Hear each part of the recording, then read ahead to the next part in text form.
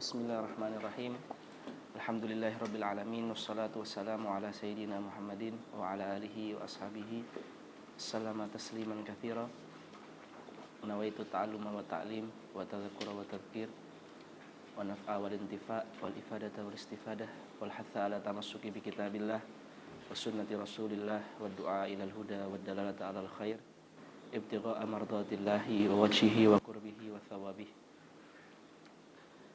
As-satidatil kiram, al-ikhwah, al-ahibba, assalamualaikum warahmatullahi wabarakatuh. Di pagi hari ini kami berterima kasih kepada Ustadz Rifki Rosyidi, teman kami yang telah menjadikan kami bisa silaturahmi, menerima kami di sini. Jadi kami ini teman ya, tapi saya lebih muda. Ya, dan antum bisa lihat sendiri wajah saya lebih muda, lebih fresh, ya kan? Walaupun anak saya lebih banyak, seperti itu. Ya, tapi nggak apa-apa. Fadlullah yu'tihi man yasha. Seperti itu ya. Jadi kami teman dan saya juga temannya Ustadz Mahir dulu pas ngaji di Sudan. Jadi kesini juga silaturahmi ke Ustadz Rifki, ke Ustadz Mahir, karena silaturahmi itu selain menambah rezeki ya, menambah persaudaraan, itu juga bil hiwari tatalaqahul afkar. Silaturahmi itu mematangkan berpikir kita. Jadi ilmu itu kalau baru didapatkan dari guru, itu mungkin hanya jadi sebuah informasi. Dia rawan hilang, argumennya dia tidak kuat. Kadang datang syubhat sedikit kita sudah angkat tangan, tapi ketika ilmu sudah didiskusikan, hiwar itu diskusi ya, tatalaqahul afkar, ilmu itu jadi kuat ya. Jadi kita bisa mempertahankan, kita bisa mengajarkan, kita bisa memperdebatkan, argumentasinya itu kuat. Maka salah satu faedah kita itu silaturahmi, karena tadi silaturahmi itu mematangkan pikiran kita, menambah kedewasaan kita, dan ya seperti itu. Jadi itu alhamdulillah pada kesempatan kali ini kami bisa silaturahmi di Ma'had Qurratul Ayun saja. Gitu kan? Iya, seperti itulah. Baik. Kemudian sebenarnya ini nasihat untuk diri saya sendiri ya, karena saya lebih butuh nasihat daripada antum. Pernah ada salah seorang masyayikh kami di Magelang, seorang ulama besar ya di Magelang, sampai sekarang masih sering mengajar, terutama pengajian umum setiap hari Ahad pagi dan Rabu malam ya. Itu ulama besar, masya Allah, namanya Kiai Haji Syekh Abdul Mukti gitu. Orang Magelang insya Allah tahu, karena setiap pengajian yang datang mungkin 10 hingga 30-an ribu mungkin ya, sampai tempatnya itu jadi pasar ya. Ada perkataan beliau itu yang menurut kami sangat menyentuh ya, terutama bagi kayak kita ini ustadz, santri. Beliau mengatakan, al ilmu kulluhu dunya wal akhiratu al amalu bihi. Ilmu itu seluruhnya itu sebenarnya dunia, sama seperti harta, sama seperti tahta, sama seperti jabatan, sama seperti kehormatan, semuanya itu dunia. Wal akhiratu al amalu bihi. Tapi ilmu itu baru menjadi akhirat ketika diamalkan. Jadi itu. Jadi intinya itu kita mondok itu banyak dapat pengetahuan, dapat banyak informasi, hafalan, pemahaman, tulisan. Itu belum menjadi akhirat sebenarnya kalau belum kita amalkan. Dan itu memang susah ya, memang susah sekali. Karena mengamalkan ilmu itu artinya kita melawan hawa nafsu kita melawan bisikan setan, kita harus berada di tengah orang-orang yang tidak mengamalkan ilmunya, dan itu aneh, jadi orang yang gharib, yang ghuraba. Kita jadi orang yang kadang dipandang orang yang lain itu dipandang ekstremis atau dipandang mutatorif, karena kita mengamalkan ilmu kita. Jadi memang mengamalkan itu berat banget, Dan mengamalkan itulah yang membedakan antara orang beriman dan orang munafik. Karena orang munafik itu dia tidak mengamalkan ilmunya. Maka mengamalkan ilmu ini sebenarnya tujuan dari ilmu biar kita bisa menyembah Allah dengan sempurna, husnul khotimah, masuk surga. Ya. Maka ada perkataan seorang ulama tasawuf minas salaf namanya Al-Imam Bishrunil Hafi mengatakan al-qabru ni'mal mangzilu liman ata'a. Kuburan itu sebaik-baik tempat tinggal karena dia adalah tempat tinggal yang kekal, nggak butuh bayar kontrakan, nggak butuh direnovasi, ya dia kekal dia. Tapi liman ata'a, bagi yang bertaat, bagi yang mengamalkan ilmunya, karena taat itu kan mengamalkan ilmunya. Kalau mengamalkan nggak ada ilmu kan nggak jadi taat, tapi mengamalkan ilmu itu kan taat. Maka saya usini wa iyyakum, semoga kita semuanya adalah hamba-hamba Allah yang mengamalkan ilmu kita walaupun sedikit. Insya Allah itu penting sekali. Kemudian yang kedua, dan yang kedua ini yang pertama tadi lebih penting menurut saya. Yang kedua ini tentang mondok ya, karena antum kan mondok ya. Setelah kami renungi, karena kebetulan kami ini juga masih mondok. Saya baru selesai mondok juga, baru 1 minggu ya. Jadi saya kalau mondok itu berapa tahun ya? 6, 12, 13, hampir mungkin 14-15 tahun ya saya mondok ya. Jadi saya merenungi ya, bahwasanya hal yang paling mahal yang kita dapatkan saat mondok itu menurut saya bagaimana kita itu mencintai ilmu, itu saja paling penting menurut saya itu. Dia tuh tidak naik kelas, hafalan itu susah, nahwu tidak pernah paham, terus bahasa Arab nggak bisa, itu bagi saya tuh nggak terlalu berbahaya ya, nggak terlalu inilah signifikan. Tapi kalau dia mondok tapi setelah dari mondok dia nggak suka baca, nggak suka belajar, nggak suka ulama, nggak suka menulis, nggak suka diskusi, nggak suka ilmu ya, itu menurut saya itu yang penting, yang bahaya ya. Jadi sebisa mungkin mumpung antum di pondok ya, minta kepada Allah biar dibukakan rasa cinta kita terhadap ilmu. Kalau antum ngapalin Quran, yang paling penting adalah bagaimana antum cinta dengan Quran. Ada nasihat, ini masih poin kedua ya, karena cuma 2 poin saja, yang diutarakan oleh Syekh Al-Muqri Dr. Abdul Rashid Ibn Ali Sufi. Mungkin tahu semua, apalagi ahlul Quran, ahlus saut al-jamil, karena beliau Muqri dan juga saut jamil ya. Beliau itu putranya dari Al-Imam Al-Alamah Al-Mufti Syekh Ali Sufi. Syekh Ali Sufi itu mufti di Somalia. Syekh Ali Sufi ini pernah memberikan surat kepada anaknya yang ketika itu belajarnya di Saudi. Karena Syekh Ali ini punya anak, Syekh Abdul Rashid ini belajar di Mesir, yang sekarang jadi ulama ya di Qatar. Dan punya anak lagi, kakaknya Syekh Abdul Rashid ini ada di Saudi. Beliau memberikan surat ke anaknya gini, yang maknanya yang paling saya hafal karena beliau diceritakan tuh di podcast beliau, man hana alaihil Quran hana Allah. Barang siapa yang Quran baginya itu murah, maka dia di sisi Allah itu berarti murah. Beliau ingin mengatakan posisimu di sisi Allah itu bisa diukur dengan interaksi kita dengan Quran. Interaksi dengan Quran itu ada tingkatannya banyak sekali. Paling rendah misalkan ta'ziman, kita merasa menghormati Quran, itu udah interaksi dengan Quran.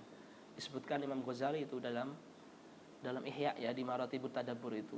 Terus kedua tilawatan, ketiga tafahuman, tadabburan, keempat itu amalan. Jadi minimal kita interaksi dengan tilawah lah, itu paling ringan. Kalau dengan tilawah saja kita kurang berinteraksi ya, itulah posisi kita di sisi Allah. Makanya man hana alaihil Quran hana Allah. Kalau Quran bagi kita itu remeh, itu kita. Ini apa korelasinya dengan mencintai ilmu? Artinya banyak dari kita semua tanpa terkecuali belajar Quran, belajar kitab, tahfidzul Quran, baca kitab, hataman kitab, tapi kita nggak cinta sama ilmu, sehingga aktivitas itu hanya menjadi rutinitas selama dia mondok saja. Bagi saya itu kita belum mendapatkan apa yang kita inginkan dari mondok itu. Maka kita memohon kepada Allah, karena semua itu dari Allah. Membuka ilmu itu Allah, pemberi pemahaman Allah. Semoga kita tuh diberikan rizki oleh Allah agar mencintai ilmu. Kalau kita sedang tahfidz, kita mencintai Quran. Kalau kita lagi baca fikih Syafi'i, kita mencintai fikih. Kalau kita lagi belajar bahasa Arab, kita mencintai bahasa Arab. Itu mau antum mondok 6 tahun dan nggak bisa bahasa Arab, nggak bisa fikih, itu nggak ada masalah. Karena dia udah cinta. Dia nanti akan belajar sendiri, dia nanti akan mencari guru sendiri, dia nanti akan talaki dengan guru yang dia cari sendiri, dia akan mendengarkan YouTube sendiri, dia akan baca kitab sendiri. Itu Allah yang melanduh rasa cinta tadi. Kayak kita ya ketika mencari perempuan misalkan untuk kita nikahi, kemudian dari 5 perempuan itu jatuh hati kita di 1 orang perempuan, tapi ternyata rumahnya jauh di Papua. Karena sudah cinta, dia akan mencari jalan itu untuk sampai ke Papua. Walaupun 4 perempuan tadi itu dekat-dekat semua, Jakarta, Solo, mana. Tapi karena dia nggak cinta, tapi yang dicinta itu walaupun jauh, dia akan mencari sebab untuk sampai ke sana. Sama, walaupun kita sekarang belum faqih, belum hafid, belum alim, tapi kalau kita udah cinta, itu udah ada jalan itu untuk jadi hafid itu. Udah cinta dia. Dia akan tetap menghafalkan Quran walaupun dia tidak di pondok dan sebagainya. Hadirin yang dimuliakan Allah, teman-teman asatidz, santri yang berbahagia, mungkin itu saja yang bisa kami sampaikan. Semoga bisa menjadi manfaat bagi diri saya sendiri, wabil khusus, dan bagi antum semua. Dan semoga Allah Subhanahu wa taala senantiasa menurunkan keberkahan kepada pondok ini, wabil khusus ahlul fadli wal khair yang berdiri untuk eksisnya pondok ini, para yayasan, ustadz, masyayikh, dan santri-santrinya pada kerasan. Kalau nggak kerasan itu kebangetan ya. AC ada berapa, kipas ada 3. Ya, enak sekali antum ini ya. Kadang nggak rela saya kalau lihat antum kayak enak kayak gini ya. Kita belajar nggak enak kayak gini gitu ya. Makanya ya semoga antum hamba Allah yang syukur lah. Ya, semoga syukur bukan kufur ya, dan maksimal sehingga jadi orang-orang yang soleh yang baik. Wabillahi taufiq wal hidayah wa ridha wal inayah wallahul muwaffiq ila aqwamit thoriq. Nasrun minallah fathun qarib. Wassalamualaikum warahmatullahi wabarakatuh.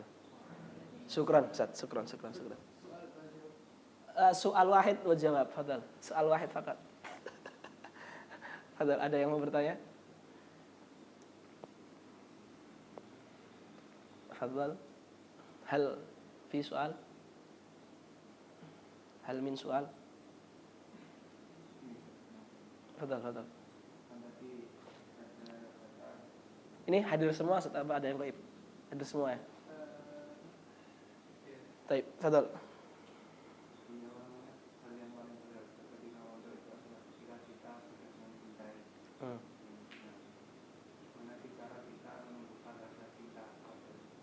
Baik, jadi menumbuhkan ilmu itu bisa dengan ilmi, bisa dengan hal. Bil ilmi itu artinya kita harus banyak membaca tentang fadilah ilmu. Itu ikhtiar ini ya, ikhtiar ilmiah ya. Karena memang kita dalam kan nggak cinta dengan ilmu itu kan bisa dikatakan penyakit ya. Lah penyakit itu pengobatannya itu biasanya ada 2. Pengobatan dengan ilmi, yaitu pengobatan dengan informasi. Jadi pengobatannya itu ilmu juga gitu loh. Ada pengobatan kedua itu dengan hal atau dengan amali. Pengobatannya itu dengan praktek. Jadi ada obat yang berupa ilmu, ada obat yang berupa praktek. Dan itu yang selalu dikatakan Imam Ghazali dalam Ihya ya. Setiap menjelaskan penyakit hati seperti hasad, iri, dengki, takabur, riya, sombong, itu beliau selalu mengatakan dawaun ilmi wa dawaun amali. Ada obat yang berupa ilmu, jadi karena itu penyakit hati kan, diobatinya dengan ilmu kan. Tapi ada juga obat itu berupa amali. Harus ada praktek, harus ada action. Karena kalau ilmu saja itu cuma motivasi. Ya, cuma motivasi, membuat hati kita semangat, tapi kalau nggak ditindaklanjuti dengan praktek itu nanti semangat motivasi itu hilang. Nah, maka sama, kalau kita belum cinta ilmu itu kan kita anggap penyakit. Karena ilmu itu sifatnya memberi hidayah, sifatnya menunjukkan jalan yang lurus, sifatnya membimbing hidup, kok gak cinta, itu kan penyakit. Maka obatnya ada dua, obat ilmi, obat amali. Obat ilmi itu dengan membaca fadhail ilm. Kalau antum belajar fikih, membaca fadilah fikih. Belajar Quran, sering-sering membaca hayatus salaf ma'al Quran, fadhailul Quran, ahadits anil Quran, kaifa kana sahabah ma'al Quran. Bagaimana tentang Quran itu, yang mana buku itu udah ribuan yang dicetak, bahasa Arab, Indonesia, Inggris, semuanya banyak sekali. Kalau dakwah ilmiah dan motivasi di YouTube para ahli Quran, ada asatid, ada gus, ada kiai, ada masyayikh yang ngomong tentang Quran. Itu semuanya masuk dalam kategori dawaun ilmi, obat yang berupa ilmu. Fungsi dari obat ilmu adalah merubah cara pandang kita tentang Quran. Ada orang nggak cinta ilmu karena dia memang tidak punya pandangan tentang ilmu itu apa. Sehingga ketika dia membaca, mendengar omongan ulama, hikmah ulama tentang ilmu, cara pandang dia berubah dan dia akhirnya mencintai ilmu. Jadi orang yang seperti ini penyakitnya mungkin disubhat tentang ilmu, nggak tahu ilmu itu apa. Ilmu itu untuk apa sih kita ngapalin? Ketika dengar jadi tahu. Akhirnya dia cinta ilmu. Orang seperti ini berarti hanya dengan ilmu sudah bisa berubah. Tapi terkadang kalau kalangan santri, apa problemnya nggak cuma ilmu saja. Ilmu sudah ada. Apalagi santri yang senior ya, sudah bisa baca kitab, tapi kok belum suka ilmu, ya kan? Udah belajar di Al-Azhar, sudah belajar di Madinah, sudah belajar di Sudan, sudah belajar di lama, tapi kok nggak cinta ilmu. Nah, ini berarti penyakitnya nggak cuma informasi, dia ada hawa nafsu yang menghalangi. Maka harus ada namanya dawaun amali. Apa itu dawaun amali? Misal contoh, nggak banyak ya, tapi saya kasih contoh. Sehari harus membaca 1 jam, walaupun berat dipaksa. Dia udah tahu fadilah ilmu, udah hatam banyak kitab, udah hafal sekian hadis, tapi dia belum cinta ilmu. Dikira yang nggak cinta ilmu itu mesti yang baru belajar, tidak, yang sudah belajar lama pun bisa jadi nggak cinta gitu loh. Makanya saya katakan itu nasihat untuk diri saya dan semoga bisa untuk orang lain, tapi terkhusus untuk diri saya. Jadi kalau itu dakwahnya nggak cukup ilmi, karena ilminya udah banyak tuh. Mungkin dia butuh ilmi yang lebih logis sehingga subhatnya ini kebuka. Tapi yang lebih penting yang kedua nih, dawaun amali. Jadi dia sehari saya harus membaca 1 jam, walaupun sakit. Kalau nggak bisa baca, dengerin perkataan ulama, rekaman YouTube 1 jam. Harus. Ini bukan karena dia nggak tahu ilmu itu bagus, tapi ini untuk memaksa, mengeluarkan kebiasaan yang buruk dia, terus rasa males dia, terus berat, abot, alot yang ada di dirinya itu loh, sehingga ilmu itu ringan. Karena bagi dia ilmu itu sudah tahu dia baik, tapi dia badannya belum mau gerak aja tuh. Nah, itu saja. Apapun penyakit hati itu cari itu obat secara ilmunya, cari obat secara prakteknya. Nah, itu prakteknya seperti itu. Terus misalkan saya punya teman ya, saya tanya dia, kamu itu kok suka banget sih mengumpulkan sanad hadis? Ya, dia jawab gini, ya, saya udah suka, cinta dengan hadis ini. Jadi sanad bagi saya itu ya bonus, tapi yang penting baca hadis, kata dia. Loh, emang ente baca hadis berapa kali sehari? Kok sampai bilang cinta gitu? Saya, kata dia, setiap hari harus dengarkan hadis walaupun cuma 1 jam. Jadi dia sejak berapa tahun itu setiap hari itu mesti punya jadwal dengarkan hadis. Jadi makanya hasilnya nggak banyak banget ya. Tapi yang saya di titik itu tadi cinta tadi dulu. Udah nggak ada rasa males lagi itu dalam bidang yang dia geluti itu. Jadi gitu ya. Jadi harus ada dakwah ilmi dan dakwah amali. Oke, ikhwah. Wallahu taala alam bisawab. Jazakumullahu khairan katsiran. Wassalamualaikum warahmatullahi wabarakatuh. Ustaz. Oh, ya udah, kalau Ustaz Rifki enggak apa-apa lah, nanti saya takut diusir kan. Ayo. Jadi yang pertama itu pengalaman belajar sudah sangat banyak, melampaui banyak negara, benua. Satu negara aja. Terus menurut antum 3 penyakit utama penuntut ilmu itu apa yang harus dihindari? Terus kemudian yang kedua kadang penuntut ilmu itu terlalu memang hobinya mengeluh. Kalau di Sudan itu sudah posisinya enak, posisinya kayak gitu ngeluh, tapi dikasih yang taraf lebih enak lagi ngeluh lagi. Bahkan kalau sudah dapat tempat seenak-enaknya dia bakal ngeluh lagi, ada aja nih ngeluh. Padahal sebagai penuntut ilmu kan kita diminta untuk jawab dari tadi. Oh, alam ya, ini kami jawab Ustaz dengan pengalaman saya, karena tadi pertanyaannya dibuka dengan pengalaman, maka kami jawab dengan pengalaman. Menurut saya, selama saya sampai detik ini jadi santri ya, penyakit yang paling berat ya bagi kita santri yang pertama nih yang harus kita hindari. Ya, penyakit yang harus kita hindari, sedikit ibadah. Itu harus kita hindari. Sedikit ibadah itu maksudnya gini. Kita nggak usah ngomong ibadahnya para wali, para sahabat. Yang paling jelas, sholat jamaah, sholat tepat waktu, baca Quran, doa setelah sholat, witir walaupun 1 rakaat, ya, tahajud walaupun 2 rakaat, setiap rakaat cuma Al-Fatihah saja nggak apa-apa. Tapi jangan sampai sedikit ibadah. Terutama di luar pondok loh. Kalau di pondok kan ada disiplin, tapi di luar pondok.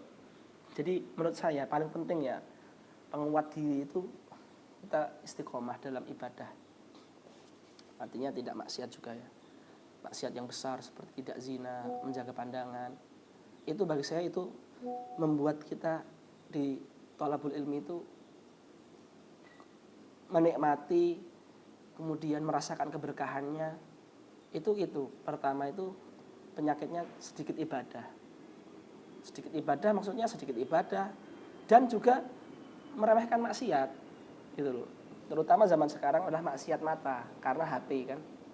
Nah, itu kalau sudah diremehkan itu tuh aduh, kita tuh nanti takutnya itu mondok lama itu merasanya itu enggak ada keberkahan, enggak membuat hati tenang. Masa belajar Quran enggak buat hati tenang?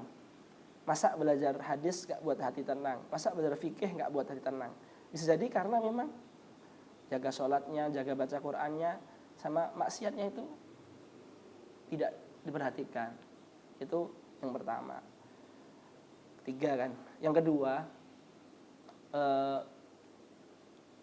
Yang kedua biasanya malas.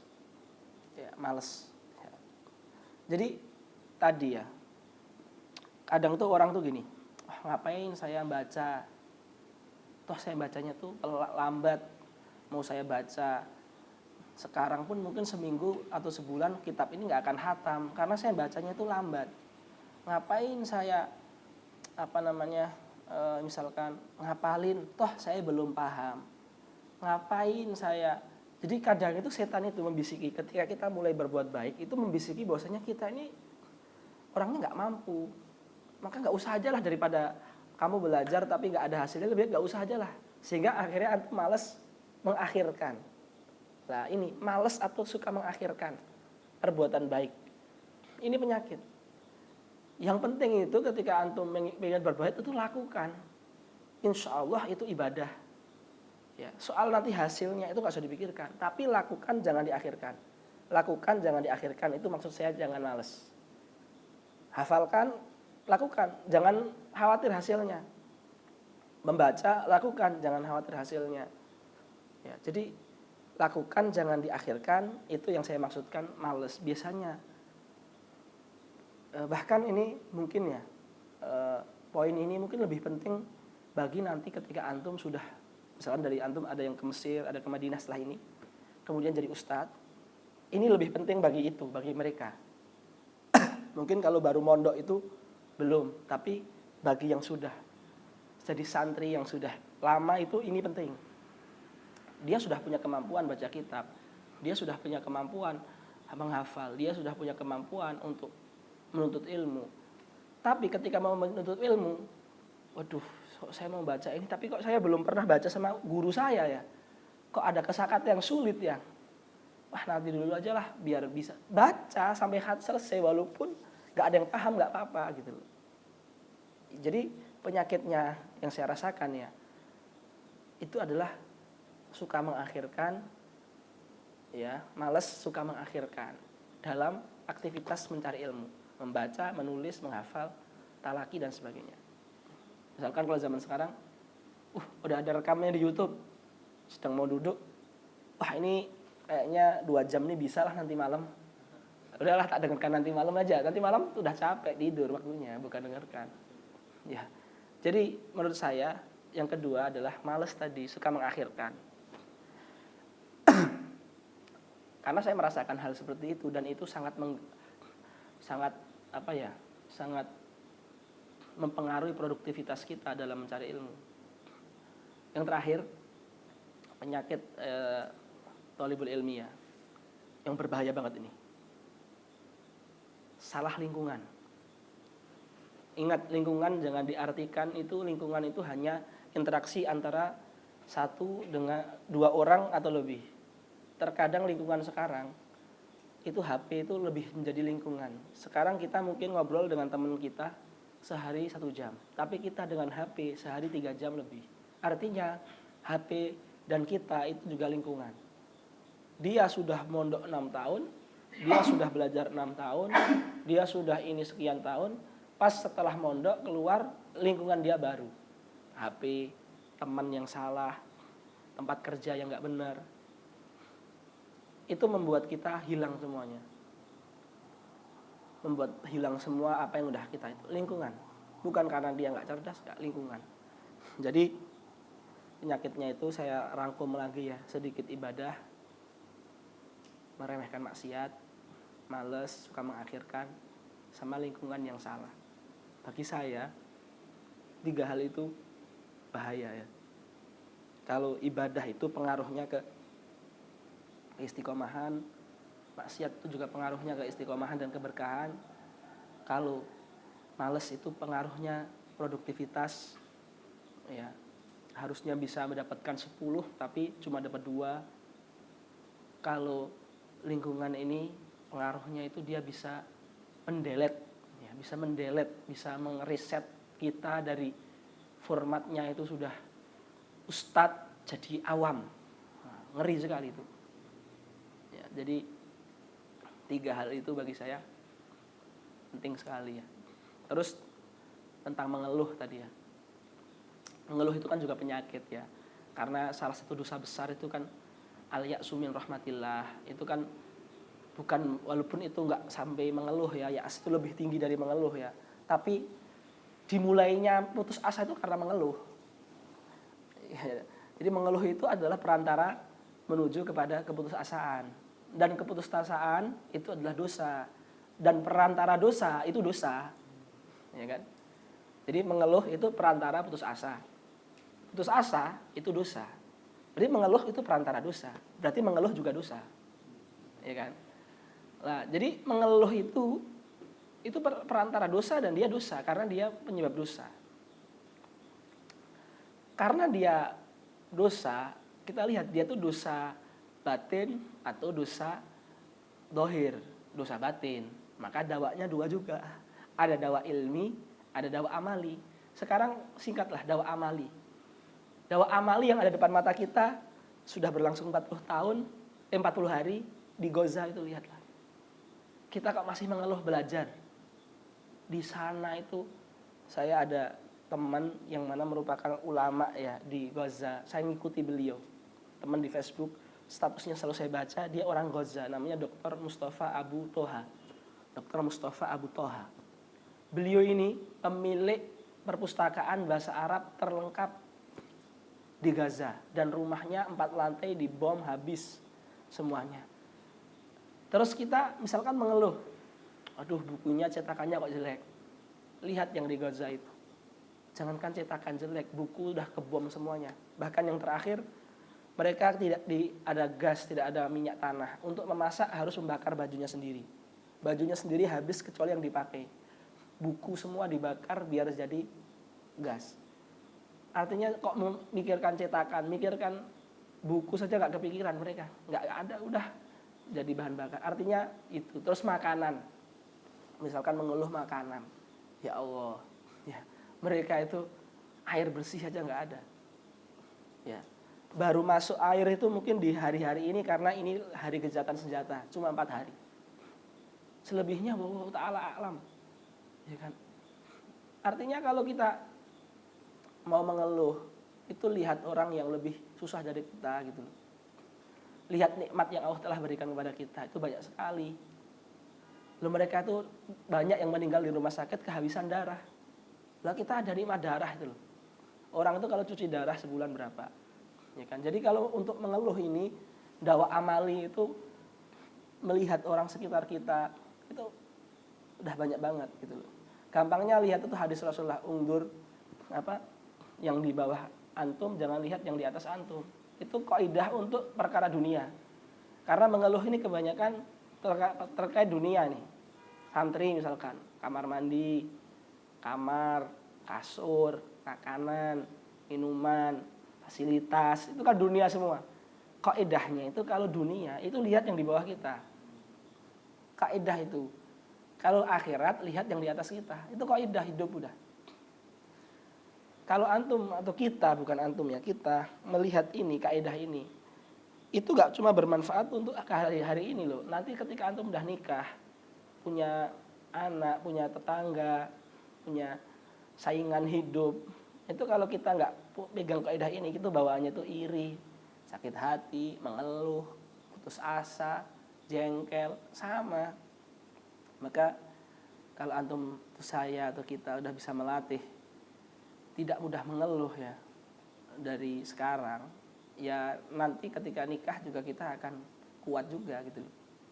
Ya kan? Jadi itu ya ikhwah ya, selalu lihat yang di bawah kita. Untuk konteks saat ini lihat yang di Gaza itu mengeluh apa? Kamar mandi. Mereka itu untuk buang air pakai kresek, nggak ada tempat. Mengeluh apa misalkan? Tempat tinggal, mereka nggak ada rumah dah. Rumahnya udah dibom semua. Mereka di pengungsian. Untuk cari tempat tidur ya udah atapnya langit seperti itu. Ya Allah, gitu kan. Jadi itu udah yakfi ya, insyaallah ya. Alhamdulillahirabbil alamin, jazakumullahu khairan katsiran. Alhamdulillah. Halas ya? Aduh. Capek juga ngomong. Apa